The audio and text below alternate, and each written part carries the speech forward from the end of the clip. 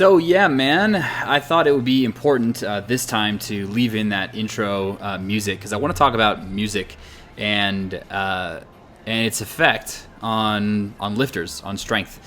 Joe Stanek, our intern, now full-time coach, but when he was an intern, did a review on some studies related to music, essentially showing that there is a relationship between self-selected music and increases in strength.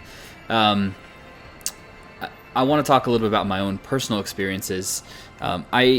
Music is powerful to me. It's extremely powerful. I tend to prefer songs that are uplifting, songs that don't hype me up too much, and songs that, in their words, tell me that I can do it, that I am strong enough, that I'm capable enough, that I'm loved, that I'm accepted, that I'm part of a group, and all those kind of warm, fuzzy feelings. And a lot of times those happen to be female pop songs for whatever reason. And plus, they kind of pair them with poppy beats. So that's oftentimes what I use for kind of PR songs, just feel good shit.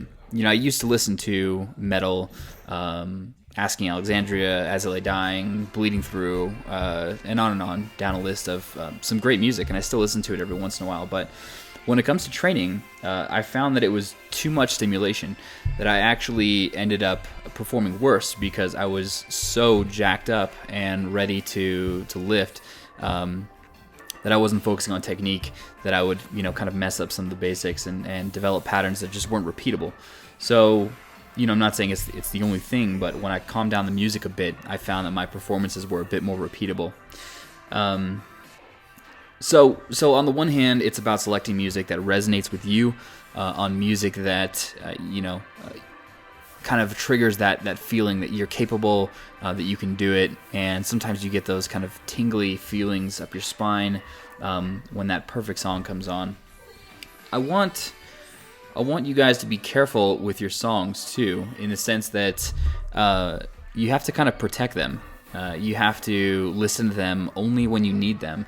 It's like taking medicine almost. You don't take medicine when you don't have a headache. You take it only when you have a headache. So it's the idea of saving this thing that you can kind of get used to over time, such that initial effect, that initial stimulus, that feeling just kind of wears off. I find that, my quote-unquote PR songs usually last for around 6 months or so before I've got to kind of find something new.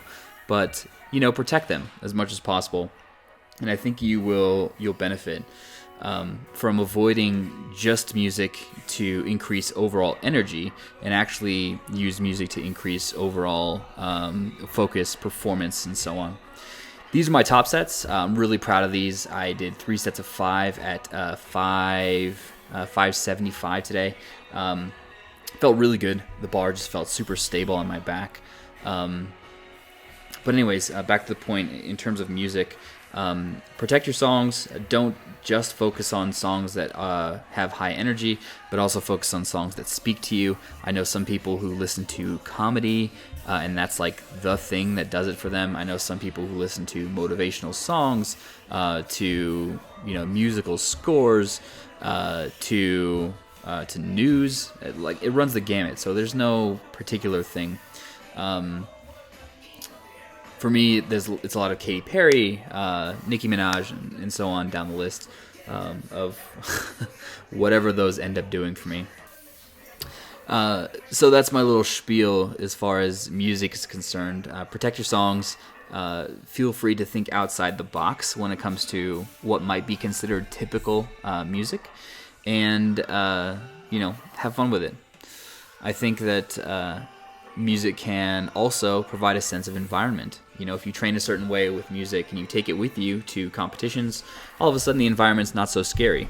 You have your specific music, it's with you there, so the environment feels less intimidating, less foreign, and more just like, oh, here's somewhere I've been before. This is just a point of takeoff that I can just expect now. Followed these squats up with some bench for the same thing, 3 sets of 5 at 375 here, and things felt good there too. I cut a rep short just because I had a little bit of irritation in my pec. Nothing serious, but overall happy with the way things moved, and looking forward to some deadlifts tomorrow. So I'm gonna try to keep up with these vlogs every twice a week. So usually an easy set of deadlifts and a hard set of squats and bench, and then I'll flop it. So easy set of squats and bench and a hard set of deadlifts, just so we can get a little bit of variation here. So let me know in the comments what songs particularly speak to you. What is it that ultimately gets you going in the gym? What allows you to train as best as possible? Do you have specific songs or specific song strategies that work best for squats and some other ones that work best for deadlifts? I firmly believe in some of these kind of very, very nuanced decisions for overall performance. So I'm curious to know what you guys think. Hope you have a good rest of your weekend.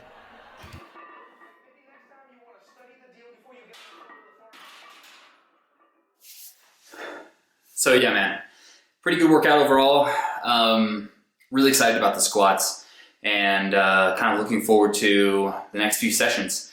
In the coming weeks, the reps will progressively go down. I'll do 4s and 3s, finishing up with some PR weight for volume. So looking forward to that, and that will kind of be a cap to this training cycle. I'll take a deload week, refresh, and then continue to go forward.